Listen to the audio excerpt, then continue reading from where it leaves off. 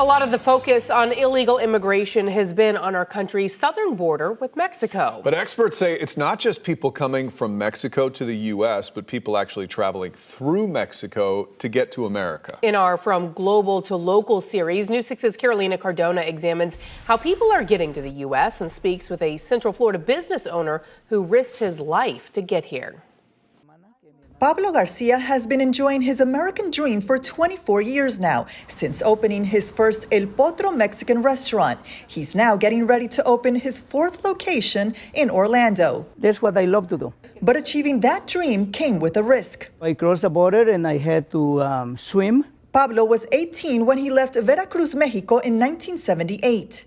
The trip was very dangerous because from Los Angeles to Chicago, they put us on a van, like 25 people, and we have to be on that small van for like 30 hours without eating, drinking, water, and nonstop. A dangerous journey, he says he was willing to take for a better life for him and his parents back home. I came from a very, very poor family. When I first came to this country, I didn't have any money.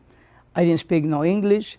Very little education, 4 years of school. According to the Migration Policy Institute, in 2019, there were about 10.9 million Mexican-born people living in the United States. Among those arriving are Mexican indigenous immigrants, a vulnerable community, says Cielo Gomez, who works with the Mexican consulate in Orlando, where they created a new program to provide assistance to them. In Mexico, we speak 68 indigenous languages plus Spanish. So people that come from indigenous backgrounds to the United States need more help because they come without speaking Spanish nor English. Cielo, who is a Mayan indigenous, says the Mexican consulate in Orlando is the first to offer such a program in the entire country. It's about helping or having this specialized office for the indigenous people that come from Mexico, indigenous and Afro-Mexican people that come to work in this country. The majority of the people who are crossing the border